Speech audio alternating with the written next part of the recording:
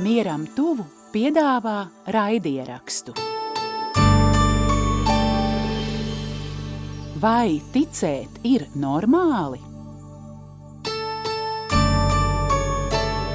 Kā šodien ticēt?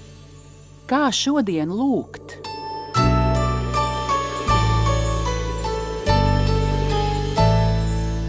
Mierīgas sarunas nemierīgajiem. Esiet sveicināti, mīļie, mieram tuvu draugi, kas mūs redzat, kas mūs dzirdat. Ir laiks kārtējai, mierīgai sarunai nemierīgajiem.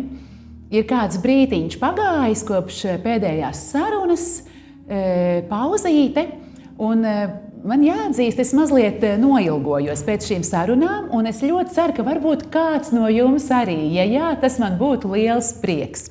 Bet lai vai kā, tiešām man ir tā laime, ka es esmu tādā burbulī, kā tagad ir moderni teikts, ka tajā manā burbulī, man tojos cilvēkos mēdz atbildēt uz jautājumu, vai ticēt ir normāli? Jā. Bet skaidrs, ka mūsu sabiedrībā tas nebūtu tā nav. Mēs esam tāds mazākums. Un tāpēc man ir liels prieks pa brīdim satikties ar kādiem cilvēkiem, kuriem ir ticība. Tas stiprina mani, un es priecājos, ja tas varbūt stiprina vēl kādu.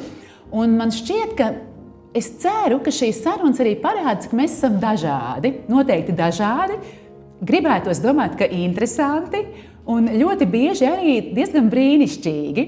Nu, lūk, un es nezinu, kā mums pēc šīs sarunas, kā skatītājiem, klausītājiem šķitīs, bet es uzņemos atbildību, ja jums šķitīs, ka nav diez ko, ja? Es uzņemos atbildību, ka jautājumi nebija tādi, jo tiešām mans sarunas biedrs noteikti ir tāds, kuram ir daudz ko sacīt, gan par ticības tēmu, gan par lūgšanas tēmu.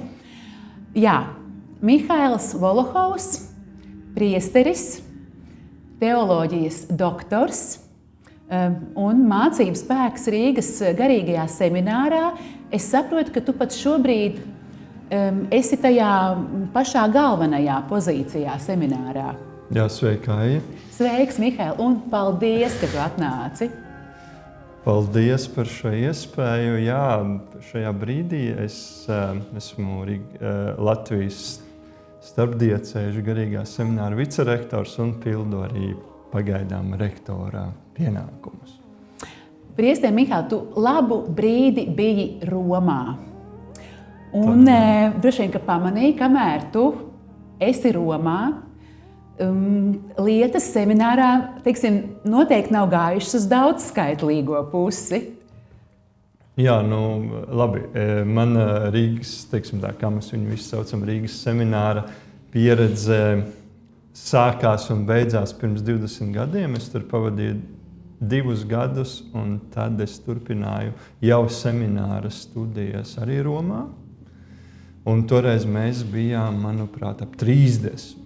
Nu, lūk, un jau toreiz tas šķita maz, bet toreiz nešķita, ka tas vēl pat nav vismazāk. Jā, un šajā brīdī ir 10 audzēkņi seminārā, ļoti dažādi, bet ir. Bet es domāju, kā jau tu teici, visos laikos liekas, ka trūkst un liekas, ka ir maz. Bet varbūt ir mazāk ir jāvelta uzmanība vai jāvelta enerģijai jautājumu par to, cik ir, bet kādi ir, un jāvelta uzmanība tiem, kas ir. Mihail, 100%, jā.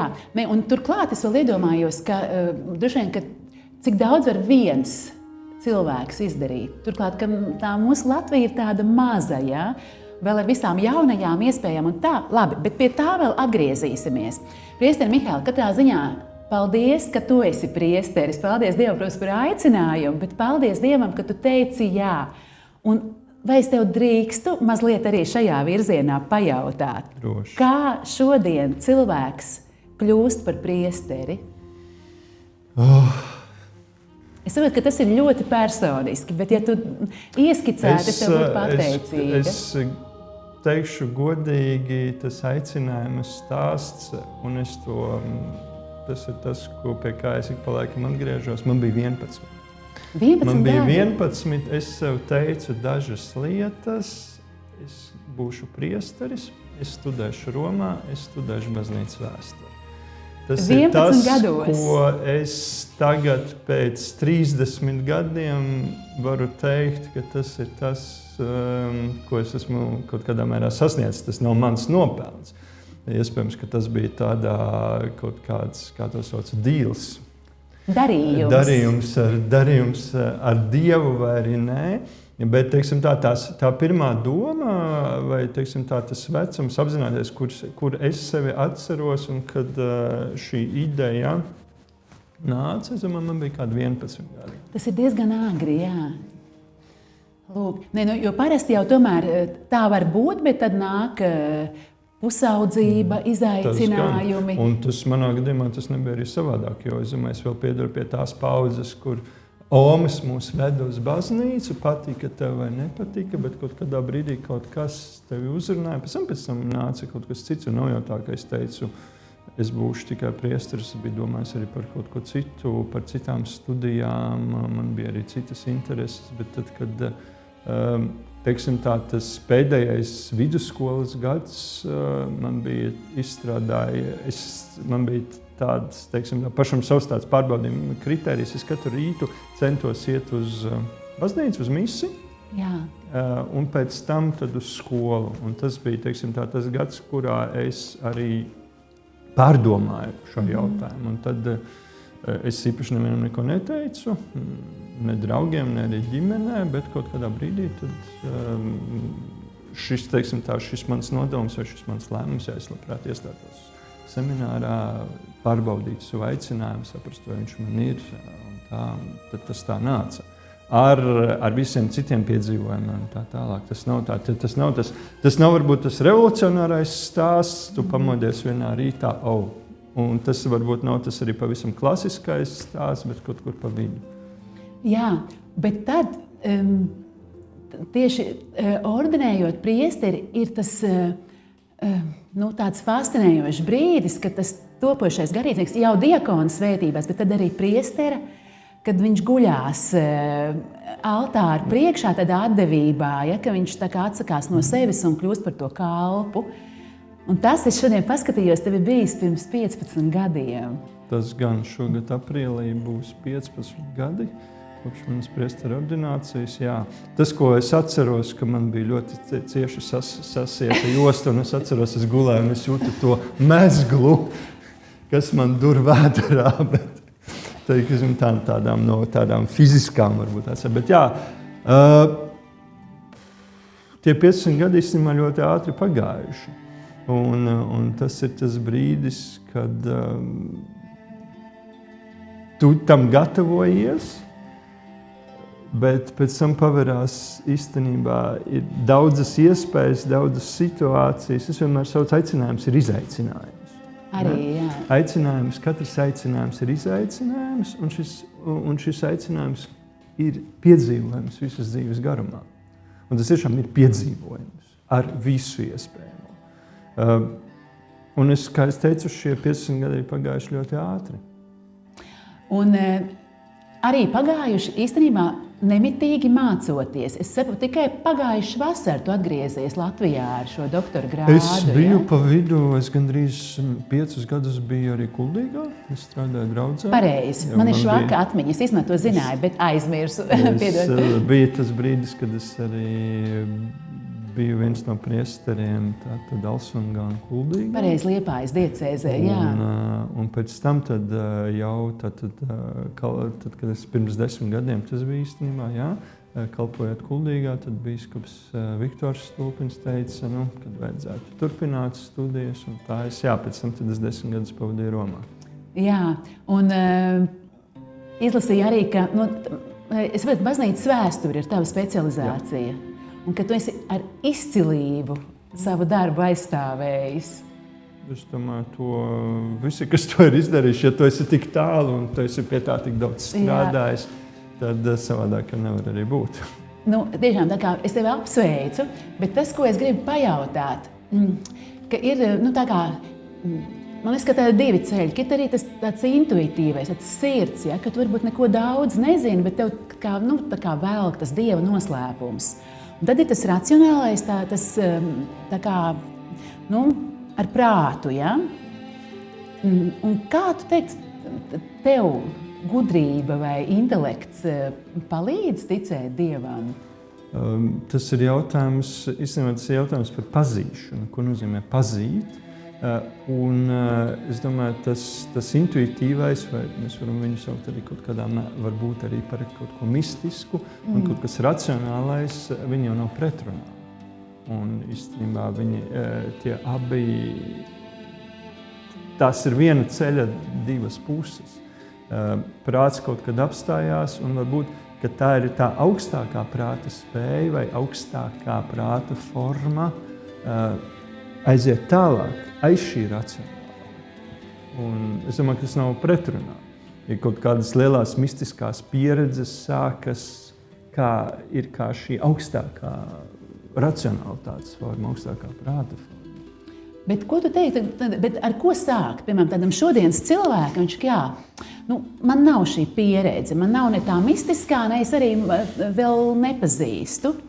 Tad ar ko sākt? Kā tu pavisam vienkārši šodienas cilvēkam dod Dievam iespēju? Kā? Piepildīt sevi kā cilvēku. Ko nozīmē? Tas ir beigās tas ir jautājums par laimi, par sevis īstenošanu. Un šajā ceļā kaut kādā brīdī nāk šī atskārsme par Dievu, par kaut ko vairāk manā dzīvē. Ka neesmu tikai es, nav tikai manas kaut kādas pamatvajadzības, bet ir otrs cilvēki, kas ir man līdzās, un tad ir šis otrs ar lielo burtu. Tā es teiktu, nebūs tūlītēja pieredze, bet mans ieteikums vienmēr ir sākt ar sevi. Sākt ar to, ko es īsti dzīvē gribu, ko es gribu sasniegt un kas ir aiz tā, ko es gribu sasniegt. Un tās nebūs, kā es teicu, tās nebūs kaut kādas tur ikdienas vajadzību apmierināšana, nezinu, tur māja, ģimene, tur līdz 40 gadiem jāizaudzina vismaz viens dēls, jāiestāda, kas tur koks un tā tālāk. Un jārod ar pāri čūskai. Jārod ar pāri čūskai un tā tālāk. Bet tas ir jautājums par cilvēku šajā pasaulē. Tas skan varbūt nedaudz abstrakti, bet tas ir par mani, kā vienu konkrētu cilvēku, kā es varu sevi īstenot. Un es pazīstu cilvēkus, kuri kaut kādā brīdī saprot, bet tas, kas man ir, vēl neveido mani. Kas es esmu un no kā īstenībā ir atkarīgs, lai es būtu laimīgs. Vai man pietiek tikai ar sevi pašu, vai ir šis otrs un ir šis otrs ar lielo burtu. Jā, bet laikam jau tiešām tā problēma ir tā, ka mēs kaut kur tik ļoti esam tajā, tā dzīve ir tik prasīga, ka tas ritenis ir tik tāds ātrs un prasīgs, ka reizēm nav laika. Es domāju, ka tiešām mēs būtu kaut gan jau kaut kādas iedvesmas ir, bet es domāju, ka tiešām daudzi cilvēki, diemžēl, neuzdod šos lielos jautājumus par otru ar lielo burtu, bet vienlaikus. Un tad ir kaut kādi tie pārsteidzošie stāsti, kad pēkšņi Dievs tā kā, ļoti iejaucas kāda cilvēka dzīvē.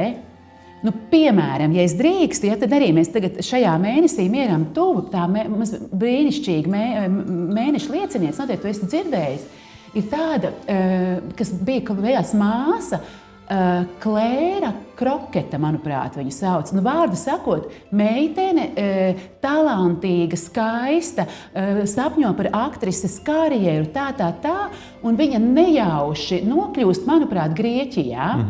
Un tur apmēram, un tas ir svētceļojums, bet viena meitene netiek, un viņa aizbrauc viņas vietā, aizbrauc sauļoties, bet vārdu sakot, sauļošanās beidzās ar to, ka tā ir lielā nedēļa, un tā grupa pasaka, atnāc vismaz lielajā piekdienā uz baznīcu, tu vari aiziet, un viņi iet uz to baznīcu, un pēkšņi viņi piedzīvo vienkārši mistisku pieredzi, ka viņi stāv rindā pie tajā rindā, kur visi noskūpst krustā sistajam Jēzum kājas, ir tā procesija lielajā piekdienā. Un viņa sāk ļoti raudāt, viņa ir kaut ko pieredzējusi, un tā grupa pēc tam prasa, kas tev notika. Viņa saka, es vienkārši nezinu, kas notika, bet es skaidri sajūtu, ka tas ir noticis manis dēļ. Un viss. Un viņa paliek, tā grupa dzīvo vienā kopienā, un viņa tajā dienā aiziet pie kopienas vadītāja un saka, es stājos šajā kopienā. Nekad viņai nav bijusi iepriekš nekāda kristīga pieredze, un tas ir šodien, tas ir noticis tikko. Viņa bija 2000. gadā jauniešu dienās vēl kā jauniete, ja? Tas ir bijis tikko. Lūk, un viņas balss vēl ir ierakstos tur seriālos un tam līdzīgi. Tas ir dzīves cilvēks, viens no mums. Ja? Tā kā, vārdu sakot, notiek arī šīs pārsteidzošās pieredzes. Ja? Bet arī paldies Dievam, ka tie ceļi ir dažādi, vai ne? Tas pieredzes ir, visas pieredzes ir pārsteidzošas. Arī taisnība. Tu nevari ieplānot Dievu, tu nevari saplānot Dieva darbību vai klātbūtni savā dzīvē. Vienlaikus mēs esam uz zināmu rutīnu aicināti. Svētdienas dievkalpojums, ikdienas lūkšana. Jā, bet arī svētdienas dievkalpojums un tava ikdienas lūkšana ir vieta Dieva pārsteigumam. Arī taisnība, jā. Jo tāpat kā ik svētdienas dievkalpojums un ikdienas lūkšana var būt izaicinājums. Arī labā nozīmē. Un tas ir tas īstenībā, mēs Dievu mēģinām ielikt kaut kādā schēmā, jo mums atkal tā ir vieglāk. Un tas ir varbūt tas vēl viens ikdienas izaicinājums, kāpēc mēs viņu neredzam, nesatiekam, nedzirdam, jo mēs jau esam izveidojuši to savu pasaulīti. Mēs jau esam izveidojuši to schēmu, algoritmu, saucam viņu kā gribam, kurā īstenībā mēs neredzam viņam vietu. Un tur ir tas Tur var notikt tā iejaukšanās, un tur sākas pārsteigumi, brīnumi. Priester Mihail, tu pirms brīža, kad tu sāki runāt par to Dievu pieredzi, un tu tā ieminējies par to cilvēka laimi, ka tas, es tā sapratu, ja, ka arī uzdrošināties, varbūt pajautāt, vai es esmu laimīgs, laimīga, un varbūt kas pietrūkst, un tā.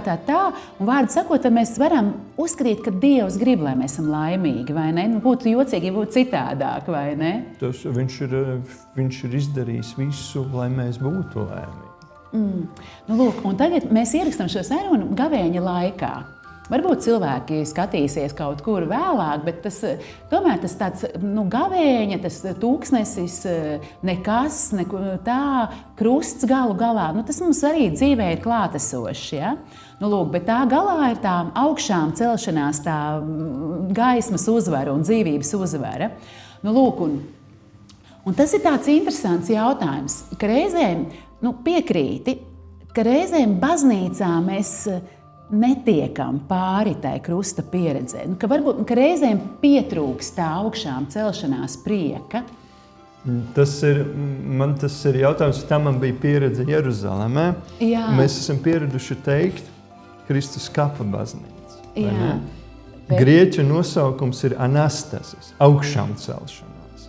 Un tas ir mūsu skatu punkts, vai mēs koncentrējamies uz kapu, jā, viņš ir tukšs, viņš ir augšām celšanās, tā ir augšām celšanās liecība, bet mēs joprojām koncentrējamies uz kapu, nevis uz to, ka tā ir augšām celšanās liecība. Un līdzīgi ir arī ārpus gavēņa. Tas ir tas, kas mums ir acu priekšā. Mēs ejot uz šejien, mēs runājam par tukšajām sienām, vai ne? Un es vienmēr domāju, tas, ko es gribu telpā, kurā es bieži uzturos, es gribu augšām celšanās ikonu. Jo tas ir tas, kas ir mūsu ticības pamatā. Ka aiz krusta, aiz lielās piekdienas, aiz ciešanām aiz visa tā, ko Dievs mūsu labā ir darījis, ir augšām celšanās. Ko varētu salīdzināt arī ar tādu kodolsprādzienu, bet pozitīvā nozīmē, ne? Šo enerģiju, kas īstenībā dod dzīvību. Sprādziens, kas dod dzīvību, varbūt skan nedaudz atžgārni, bet un runājot par kristietību, mēs varam runāt par dzīvību, par dzīvības piepildību, par pilnību. Ārpus kristietības mēs atkal varam runāt par laimi, par cilvēku piepildību. Bet arī kristietībā. Arī, bet, teiksim tā, kristietībā tev ir vairāk.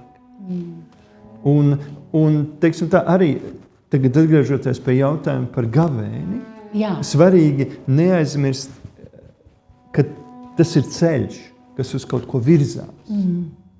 Un tie nav zaudētie kilogrami vai kaut kas tam līdzīgs dažiem, bet tā ir šī, teiksim tā, apstāšanās, apzināta aiziešana tuksnesī, apzināta atteikšanās no daudzām lietām, lai beigās pēc 140 plus dienām var notikt arī manā dzīvē šis dzīvības sprādziens. Šī augšām celšanās ir personiska. Lai tā man kaut ko nozīmē. Jā, lai es esmu kaut kādā mērā tās daļa. Jā. Kristina, Mihāla, tu man, kad mēs runājām to tikšanos, tu teici, ka tev šodien ir, ja drīkst atklāt, jāsprediķo rekolekcijas klosteru māsām, gavēņa. Un es saprotu, ka tev ir jādod kādi padomi, droši vien vai ne? Vai tu vari, droši vien, ka māsām ir sava dzīve, savi izaicinājumi, savas dāvanas, bet tādam cilvēkam parastajam, iedod kādu foršu padomu, svētīgu padomu, vēl gavēņas priekšā, bet arī pēc gavēņa. Kā salikt tajās īstajā līdzsvarā to atteikšanos un to dzīvības piedzīvojumu? Nepazaudēt mērķi. Vienmēr saprast, uz ko es virzos. Vismaz lielos vilcienos. Atkal tevi negaida detalizēts plāns, bet nezaudēt mērķi. Un kā tu teiksi, kas ir tas tavs mērķis? Ko tu nezaudē? Padalies, lūdzu. Man vienmēr ausīs skan viena no krustaceļa dziesmām, mans priekš, mans galamērķis Dievs. Jā. Tas atkal, tā ir tā pilnība, jo es priekš sevis esmu sapratis, es varu būt pilnīgs, es varu sevi piepildīt tad, kad es to daru kopā ar Dievu, vairāk tad, kad es to daru Dievā. Un tā ir, teiksim, tā pirmā atbilde uz aicinājumu būt cilvēkam. Tev varbūt, nav tā, ka tev ir viens vienīgs aicinājums. Jā. Bet pirmais ir būt cilvēkam. Īstenot šo cilvēcību. Un tas ir tas pirmais, tas attēls un līdzība, kas tevī ir ielikt. No radīšanas brīža. Un kā tu domā, es biju skaidrs, ka gribas to tā kā nezinu, kaut kā, ka Dievs tev to atgādina, kaut kā to pieredzēt. Un vienlaikus mēs arī pēc svētajiem, kur māte Terēze, kas gadiem nodzīvoja, tā kā vairāk nejūtot to Dieva klātbūtni, un tad tu vienkārši tādā ticībā ej uz priekšu, ja? Teiksim, es domāju, ka varbūt viens no otrs, kas varbūt skatās, tas jau tik skaisti, tur viņš runāja, tur nezaudēt mērķi, bet tajā brīdī, kad būtu tiešām, ka tas tuksnesis nav tikai tāds metafora, bet ka tu tiešām ej cauri tam tuksnesim, ja, un jau sadzīvē tur cīnies, ja, un arī garīgajā dzīvē tev tā kā, tu nejūti to kaut kādu garīgo gaismu piepildījumu, kā iedrošināt, nesalūsti, ej, Dievs ir klātesošs arī tajā. Arī tur tev ir vajadzīgs skaits. Tad, kamēr tu nesaproti, kur tu virzies, tu stāvi uz vietas. Tev ir vajadzīgs arī tīri cilvēciski, tev ir jāizvirza mērķis, uz ko tiekties. Un tajā tu vari arī pieredzēt, kad īstenībā vispožākā gaisma ir tā, kas mūs padara neredzīgus. Ne? Tad, kad tev pretī brauc viens ar tālajām gaismām un neizslēdz, ir tas viens brīdis, kur tu neko neredz. Pēc tam, ja mēs paskatāmies pie baznīcas tēviem, tas būs Grigorijs no Nīsas, kurš par to runā, ka Dievs ir šī vispožākā gaisma, un tu piedzīvo šo vislielāko tumsu, jo tu esi tik tuvu klāt. Jā, ka varbūt tas nozīmē, ka ja tu nejūti, ka tas nenozīmē, ka Dievs ir tālu, varbūt viņš ir tieši tuvu. Tas var arī nozīmēt, ka tu esi vistuvāk. Skaisti, es saprotu, varbūt tas, kas bija aktuāls, 3., 4., kurā tur gadsimtā, kur Nīsas Grigorijs par to rakstīja vai domāja, bet tās ir arī mūsu cilvēciskās ikdienas pieredzes. Arī, mēs atgriežamies pie jautājuma, ar ko sākt vienam tagad cilvēkam uz ielas. Sāc ar sevi, ieskaties un saproti virzienu. uz ko tu ej, ka tu dzīvo ar mērķi, kā otra labā. Tas ir atkal šis jautājums par to, ka dzīvē ir jābūt šim otram. Sākumā ar mazo burtu, pēc tam ar lielo. Bet kā labā tu dzīvo? Tas ir tas. Jā, paldies, es šo arī pēc sarunas pārdomāšu. Bet varbūt tiešām tagad atgriezīsimies pie tā tavu kalpojumu seminārā. Nu, jā, un tu arī pareizi to akcentēts. Paldies Dievam par šiem 10 semināristiem. Brīnišķīgi, lai Dievs dod, ka vismaz daļa no viņiem kļūtu par ļoti labiem priesteriem, vai ne?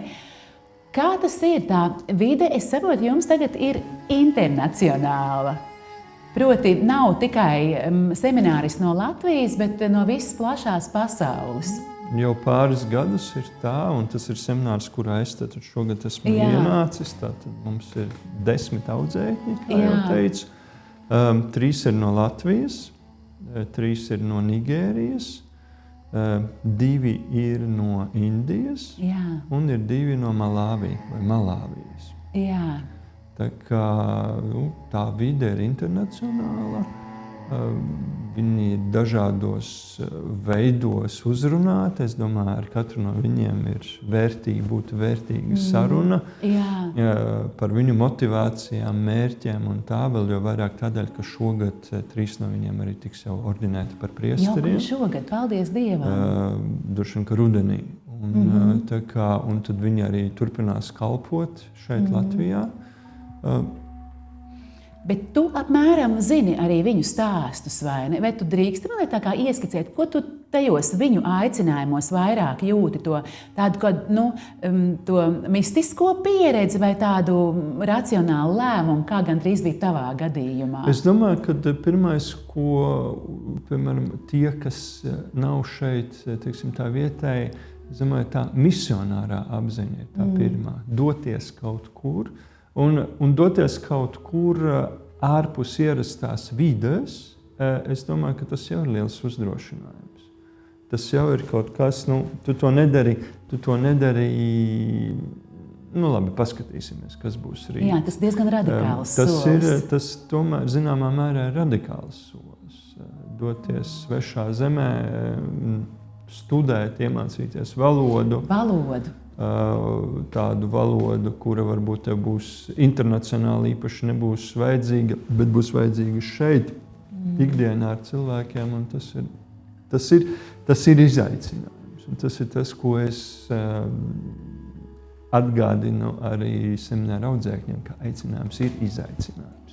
Lai ko tas arī katrā konkrētajā situācijā un katrā konkrētajā dzīves stāstā nozīmē. Bet, priester Mihail, varbūt tagad skatās kāds puisis un tāds tiešām tik jauks varētu parunāt ar to semināru vadītāju, priesteris un tā. Ka varbūt kādam iekrīt sirdī kaut kā tāda doma, kas tas vispār ir pa ceļu? Nav taču, man liekas, ir kaut kāds tāds stereotips, ieiesi pa vārtiem, tīņš, ciet, atpakaļ ceļa nav. Īstenībā tieši otrādi, tie ir gari gadi, kurā tas aicinājums tiek sijāts, un arī ir bijis tā, ka pašā finiša taisnē pat nevis potenciālais kandidāts pasaka nē, bet viņam garīgie tēvi un pasaka, diemžēl tev nav nemaz tas aicinājums.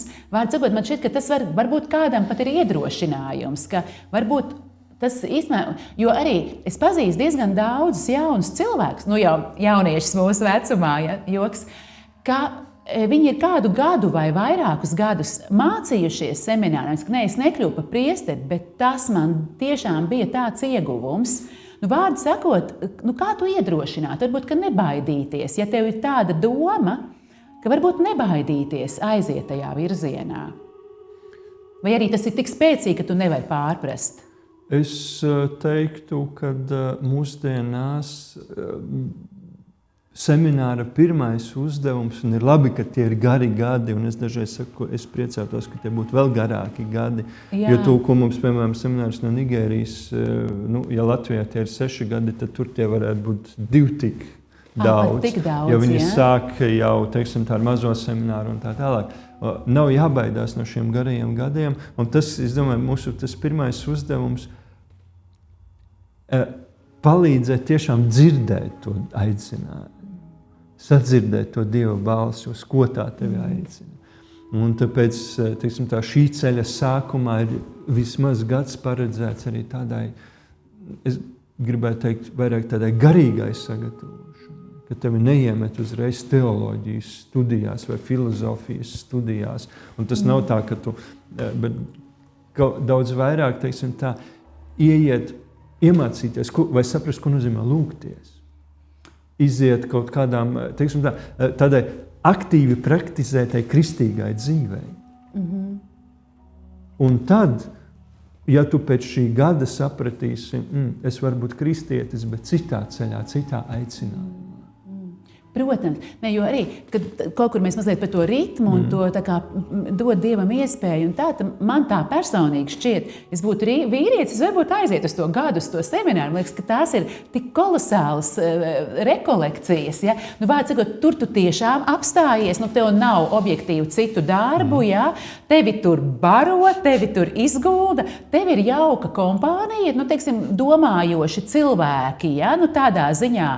Un, nu, teiksim, ja vispār tas virziens kaut kur liekas simpātisks, ja, nu, līdz ar to es teiktu, ka man tas izklausās pievilcīgi. Un pēc tam var tiešām arī izrādīties, ka tas nav tavs ceļš, ja, bet tu tomēr būsi kaut ko gan par Dievu uzzinājis, gan par baznīcu un nu, vispār par to, nu, to pasauli, kur ir klātesošs tas otrs ar lielo burtu. Bet primāri par sevi. Un Jo arī, tas ir lielais semināra, teiksim, tā izaicinājums. Arī izaugt cilvēciski, jo semināra formācija un priesteru formācija visos laikos balstās ne tikai kaut kādā garīgajā, ne tikai intelektuālajā, bet tur ir šis cilvēciskais aspekts. Iepazīt sevi un kļūt par labāku cilvēku. Jā. Un tas nav mazsvarīgi. Jo ik pa laikam parādās šīs tendences, nu galvenais, lai garīgs, lai rociņas saliktas un smuki lūdzās, vai vēl labāk smuki dzied. Un tad jau viss pārējais, vai tur skaistus sprediķus, var teikt skaistus izcils sprediķus, bet būt dzīvē, piedodiet, baigais maita. Taisnība. Un līdz ar to nav jāmazvērtē arī šī cilvēciskā formācija. Un tāpēc es domāju, ir liels uzsvars baznīcā ir liekams uz tieši šo pašu sākumu. Iepazīst pašam. Tas, ko tev palīdz sākumā, ir iepazīt sevi kā cilvēku. Un tas jau arī atklājas. Tu dzīvo zem viena jumta ar citiem, tev ir ikdienas pienākumi, tev ir dažādi raksturi, tev tagad ir dažādas valodas pat. Un tas atkal, mēs atgriežamies pie izaicinājuma, situācija, vide, kas man izaicina kļūt labākam. Un tas nozīmē arī iepazīt sevi ļoti daudz un ļoti dziļi, pamatīgi iepazīt sevi.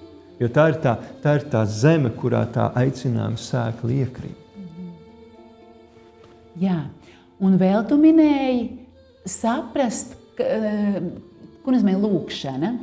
Un tas arī ir viens no jautājumiem raidījumiņam šai sarunai, kā šodien lūgt. Kā šodien lūgt? Kad nav laika, kad ir stress, kad ir troksnis, kad nav laika apstāties, nav tā. Kā šodien lūgt? Tas ir jautājums par uzticību. Un labāk, lai tās ir 5 minūtes dienā, bet no sirds, kad es savācos un esmu Dieva priekšā, bez tur iepirkumu saraksta, vai tu man dod to, es tev došu šo, bet atrast laiku būt Dieva priekšā. Tajā, kur es esmu un tajā, ko es daru. Tā ir tāda, teiksim, tā sevis apzināšanās Dieva priekšā. Un es domāju, tas ir labs sākums, un 5 minūtes ir dažiem, tas ir daudz. Arī tas ir izaicinājums. Brīnišķīgi. Un tagad es esmu Dieva priekšā. Un ko tu iesaki cilvēkam, kas nekad nav tā apzināti bijis Dieva priekšā, ko man tālāk darīt? Tā arī viņam teikt, lūk, es esmu šeit. Es esmu šeit un tu esi šeit. Un tas, kas ar katru tur notiek, tas jau būs interesanti. Jā. Es domāju, tas nefunkcionē tā kā pēc mācību grāmatas. Tā ir šī pieredze, cilvēka pieredze ar Dievu un arī Dieva pieredze ar cilvēku. Nu, lūk, bet vienlaikus arī skaidrs, mums ir rožu kronis, svētā mise, krustaceļa lūkšana un dažādas tādas noformulētas prakses. Gan jau tām arī ir sava vieta, vai ne? Garīgajā dzīvē. Tad, kad es augu garīgajā dzīvē, ja mēs pirms tam runājam par to pašu sākumu, pēc tam es savā dzīvē atklāju, ka man ir vajadzīgs vairāk un ka Dievs ir kaut kas vairāk. Un kad atkal es neesmu viens pats Dieva priekšā, bet ir šie citi, šie daudzie otrie, ko mēs saucam par kristiešu kopienu, ko mēs saucam par baznīcu. Ar tām dažādajām arī lūkšanas praksēm, dievbības praksēm un tā tālāk un tā joprojām. Un tam visam tad ir tajā lielajā kopienā ir sava vieta un ir sava nozīme. Tas nenozīmē, ka visi dara visu, vai visi tur labāk, lai es paņemu rožu kroni, bet ar visu sirdi, un retāk, bet ar visu sirdi, nevis kā katru dienu tikai tādēļ, ka kāds man to ir licis. Jā, arī taisnība. Ielikt arī sevi tajā, ko es daru. Priesteri Mihail, ar visu tagad to tavu bagāžu, ar doktora grādu, ar to, ka tu esi mācības spēks un tā. Un arī ar tiem skaistajiem padomiem, ka dod Dievam iespēju un tā. Vai Dievs joprojām turpina pārsteigt? Katru dienu. Vai tu vari padalīties ar kādu pēdējo pārsteigumu?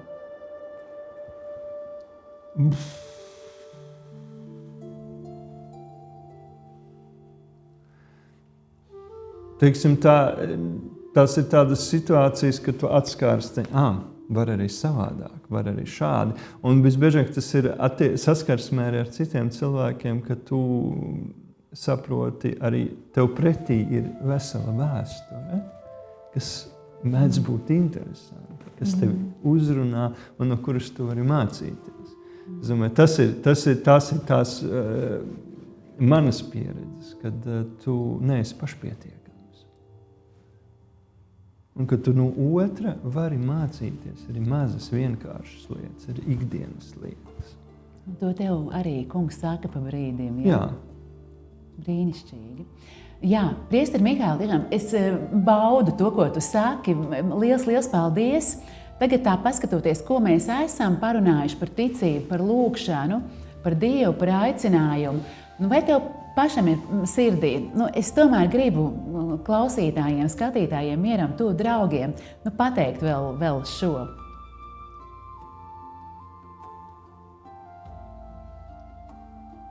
Dot Dievam iespēju. Tas ir tas dot savās dzīvēs, ja mēs gribam tiešām būt, teiksim tā, šī pilnīgi labi cilvēki, tādi, kādus Dievs mūs vēlas. Dot arī viņam iespēju. Starp mūsu plāniem, starp mūsu pienākumiem, starp mūsu neziņām, šaubām, dot viņam iespēju. Un tie nevienmēr būs kaut kādi tādi lieli sprādzieni, tās būs ikdienišķas lietas. Kaut kas maziņš, kaut kas nenozīmīgs, bet kas var mūs uzrunāt tā, kā tas neuzrunās nevienu citu. Un tas var kļūt par pagriezienu punktu mūsu dzīvē. Bet mums jādod Dievam iespēju.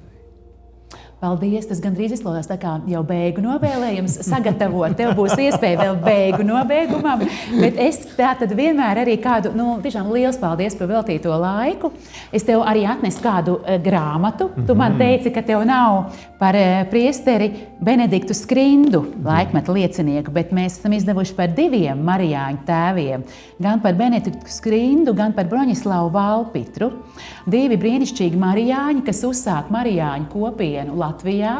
Es domāju, ka tev būs interesanti palasīt un arī, protams, pārdomas, ja? Jo tas ir laiks, kad skaidrs baznīcu vajā. Ja?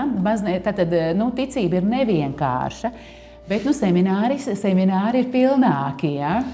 Un tā uzticība ir lielāka. Ja? No otras puses, jā, kā saka, neejam uz kvantitāti, ejam uz kvalitāti arī šodien. Un, lai Dievs dod, ka varbūt tiešām kādu arī seminārā šie tēvi iedvesmo.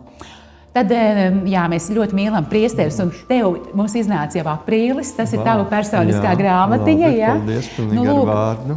Jā, un tad savukārt taviem garīgajiem bērniem seminārā mātes Terēzes Krustaceļš. Ceru, ka jums kopīgai lūkšanai noderēs. Jā, un došu jau tev. Un, tur māte Terēze, kā jau viņas stilā, ja, vienkārši, bet tie vārdi ir brīnišķīgi. Un tur ir vairākas tās lietas, kas iet cauri, bet tā viena, viņa saka, ka, protams, ka Kristus nabagos, bet viņa saka, ka tas nabaks nevienmēr ir tas, kuram nav ko ēst. Tas nabaks var būt tas, kurš jūtas nevajadzīgs un nesaprot, kur ir viņa vieta un nemīlēts.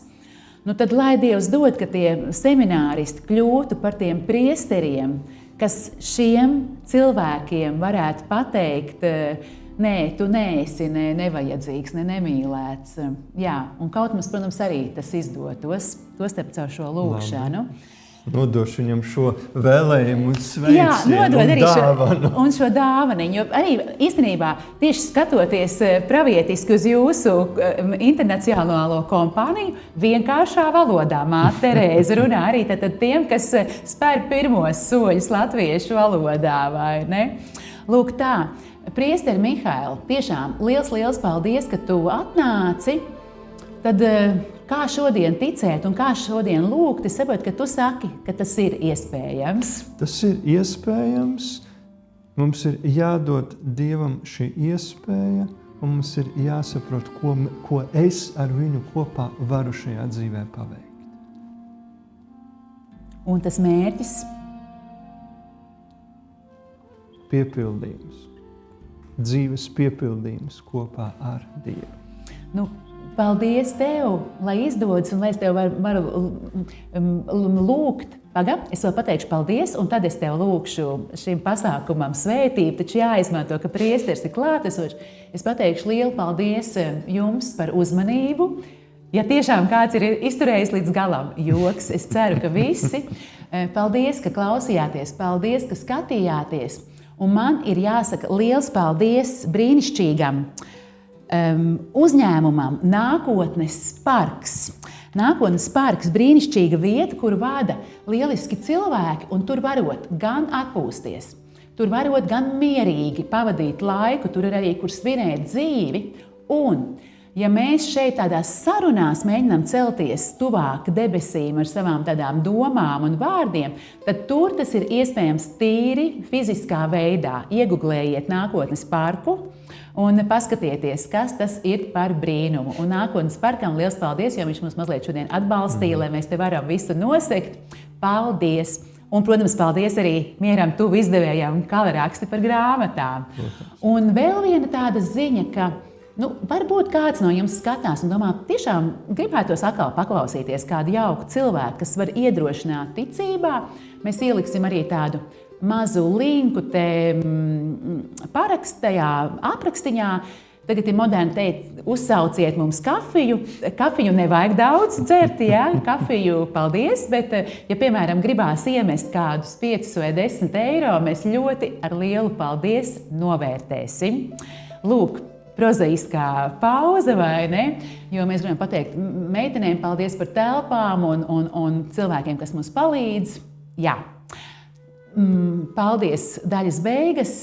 Priesteri Mihail, vai es tev varu lūgt pateikt kādus svētības vārdus tiem, kas klausījās mums un tam, ko Dievs mums ir uz priekšu paredzējis? Dargie draugi, nebaidīsimies. Nebaidīsimies no šī piedzīvojuma, kas ir dzīve kopā ar Dievu, Un lai šis mūsu piedzīvojums ir labu cilvēku pavadīts un atbalstīts, un lai ir paša Dieva svētīts. Āmen. Āmen. Liels, liels paldies tev! Un es ceru līdz nākamajai reizei.